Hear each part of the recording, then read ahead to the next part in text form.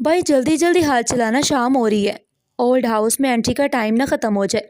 अदनान बता रहे थे कि शाम को नए दाखिले का जो प्रोसीजर करने वाला आदमी है ना, वो नहीं होता वहाँ पर। उसका टाइम बस 5 बजे तक है। निदा की तेज़ और चहकती आवाज़ लाउंज से मेरे कानों में पड़ी तो मैंने गहरी सांस ली और अपने हाथ में पकड़ा हुआ अम्मा जी का पुराना सूती जोड़ा जल्दी से सूटकेस में रखते हुए ऊंची आवाज़ में जवाब दिया कि निदा बस थोड़ी सी देर और, बस हो गया था तकरीबन। मेरी बात सुनकर कोमल भी किचन से निकलकर लाउंज में आ गई और बोली कि भाभी जल्दी करे ना, वो पार्लर का इंटीरियर डिज़ाइनर भी बस आने ही वाला है। हमने उसे 5 बजे का टाइम दिया था ताकि अम्मा जी के जाने के बाद वो आराम और सुकून से नाप ले सके। दोनों देवरानियां बड़े जोशो खरोश से उस दीवार को गिराने के मंसूबे बना रही थी जो अम्मा जी के कमरे को लाउंज से मिलाती थी ताकि उनकी ब्यूटी पार्लर की जगह बड़ी और शानदार बन सके। मुझे उनके पार्लर से कोई ख़ास दिलचस्पी नहीं थी, लेकिन सच्ची बात तो ये है कि मेरा अपना लालच ये था कि अम्मा जी के ओल्ड हाउस जाने के बाद मुझे उनकी रोज़ रोज़ की खिदमत, उनके परहेज़ वाले खाने बनाने और उनकी जी हजूरी से हमेशा के लिए निजात मिल जाएगी।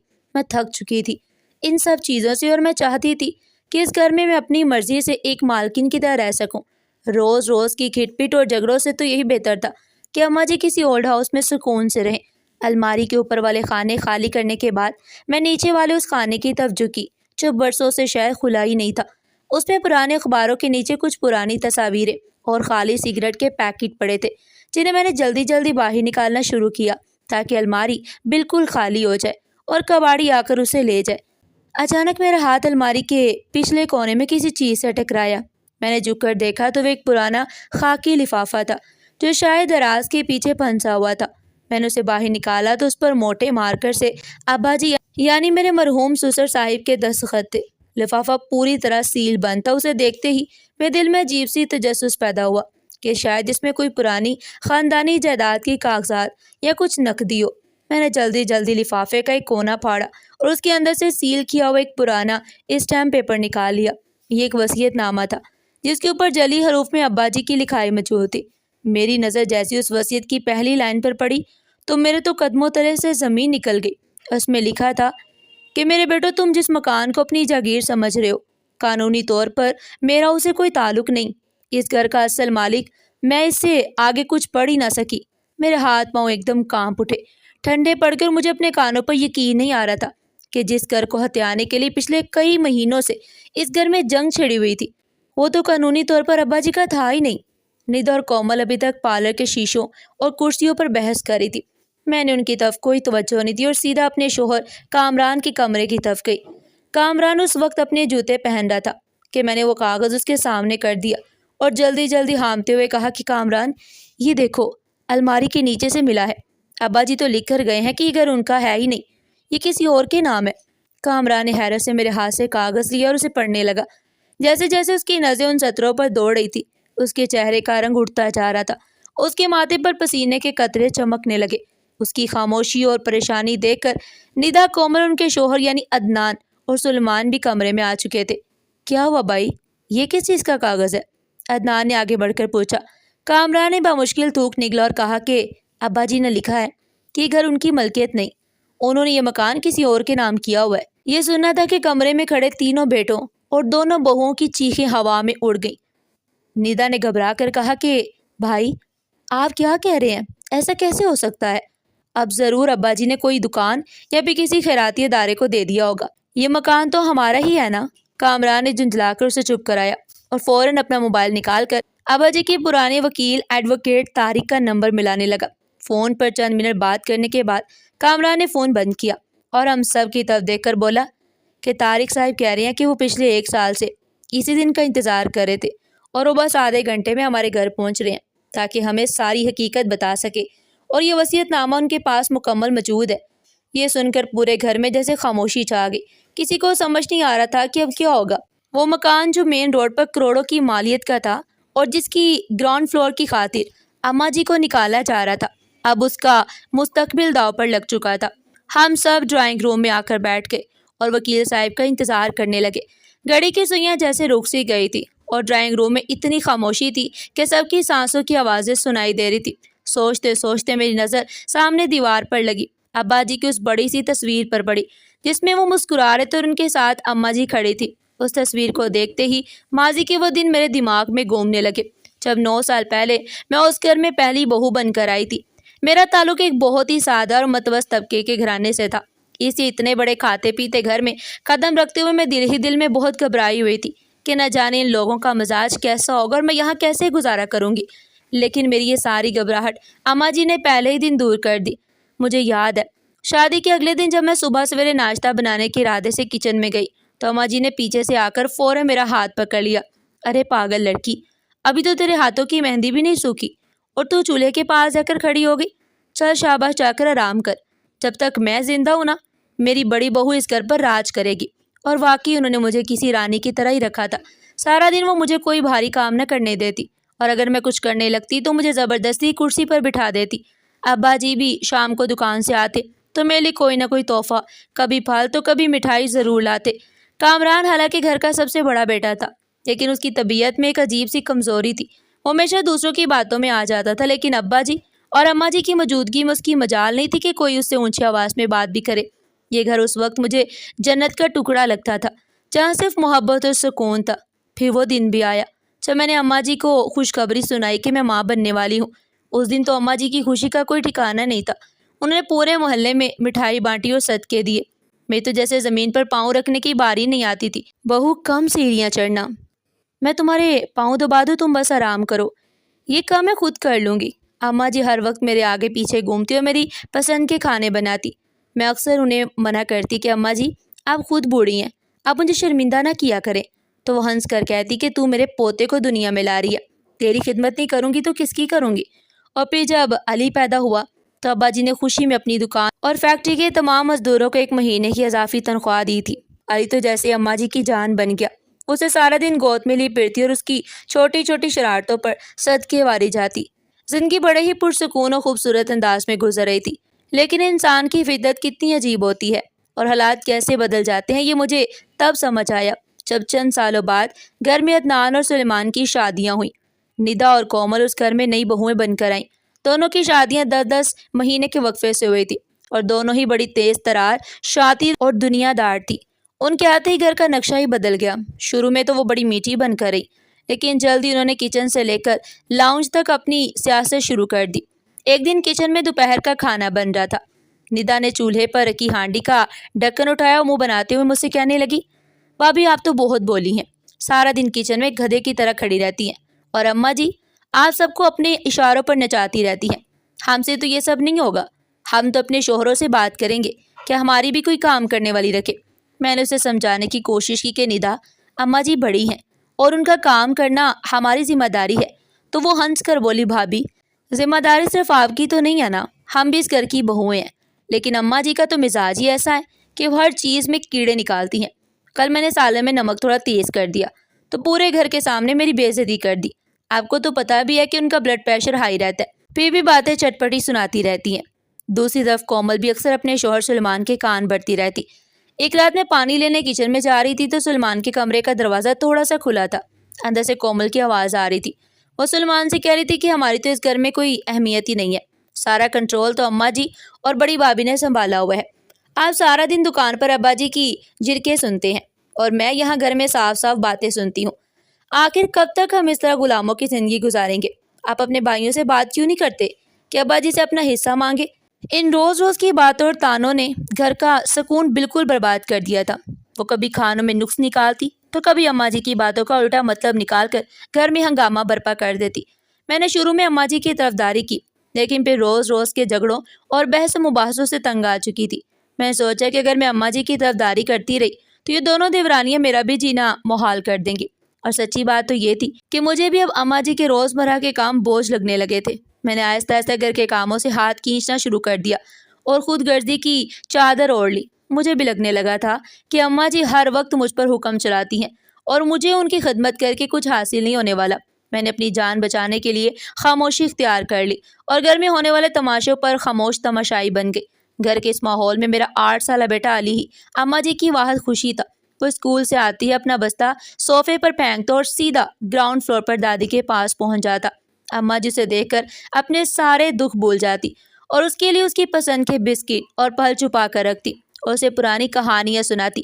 مجھے یاد ہے ایک دوپہر میں لاؤنج میں کپڑے استری کر رہی تھی اور علی اماں جی کے پاس بیٹھا ہنس ہنس کر باتیں کر رہا تھا۔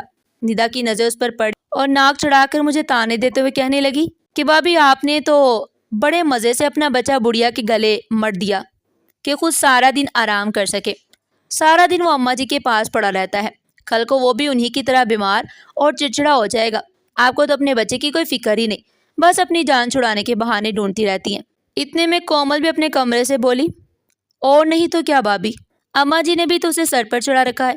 ان دونوں کی باتیں سن کر مجھے غصہ تو بہت آیا، لیکن ان کے طعنوں سے بچنے کے لیے فوراً اماں جی کے کمرے میں گئی اور علی کو بازو سے پکڑ کر سختی سے کھینچتے ہوئے اوپر لے آئی۔ علی روتا رہا کہ مجھے دادی کے پاس رہنا ہے، لیکن میں نے اسے سختی سے ڈانٹ دیا کہ خبردار جو تم نیچے گئے، دادی بیمار ہے، انہیں تنگ مت کیا کرو اور اپنا کام کیا کرو۔ اماں جی نے اپنے کمرے کے دروازے سے یہ سب دیکھا اور ان کی آنکھوں میں آنسو آ گئے، لیکن انہوں نے ہمیشہ کی طرح خاموشی اختیار کر لی۔ اب سوچتی ہوں تو دل کرتا ہے کہ میں نے اپنی جھوٹی انا اور دیورانیوں کے طعنوں کے ڈر سے اپنے معصوم بچے کو اس کی دادی سے دور کر دیا، جس نے اسے اتنی محبت سے پالا تھا۔ وقت گزرتا گیا اور ابا جی کی دکان اور فیکٹری کا کام بھی چلتا رہا، لیکن ان تینوں بھائیوں کی نظریں ابا جی کی جائیداد پر لگی ہوئی تھی۔ یہ ابا جی کے انتقال سے بس کچھ ہفتہ پہلے کی بات ہے۔ ایک دن ڈرائنگ روم میں ابا جی بیٹھے تھے اور شہر کا ایک پراپرٹی ڈیلر ان کے پاس آیا ہوا تھا۔ کامران، عدنان اور سلیمان بھی وہیں صوفوں پر بیٹھے تھے۔ میں کچن سے چائے لے کر گئی تو ڈیلر بڑی منت سماجت کے انداز میں خالص کاروباری لہجے میں کہہ رہا تھا کہ سلیم صاحب، آپ تو ایک سلجھے ہوئے کاروباری انسان ہیں اور مارکیٹ کے رجحانات سمجھتے ہیں۔ آپ کا یہ مکان مین کمرشل ایریا میں ہے اور آج کل اس کی کمرشل ویلیو آسمان سے باتیں کر رہی ہے۔ اگر آپ مجھے یہ مکان بیچ دیں تو میں آپ کو مارکیٹ ریٹ سے بھی زیادہ پیسے دوں گا۔ اس سرمایہ کاری سے آپ کسی پوش علاقے میں اسے کہیں زیادہ شاندار اور بڑا بنگلہ لے سکیں گے اور باقی بچ جانے والے پیسوں کو اپنے کاروبار میں لگا کر مٹھائی کی مزید فرنچائزرز بھی کھول سکتے ہیں۔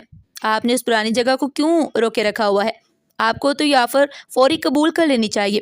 میں نے چائے کی ٹرے میز پر رکھی اور دیکھا کہ کامران، عدنان اور سلیمان تینوں بھائیوں کی آنکھوں میں ایک چمک تھی۔ وہ دل ہی دل میں چاہتے تھے کہ ابا جی فوراً ہاں کر دے، کیونکہ پوش علاقے میں رہنے کا شوق ان تینوں کو تھا اور وہ کاروبار کو بھی پھیلانا چاہتے تھے۔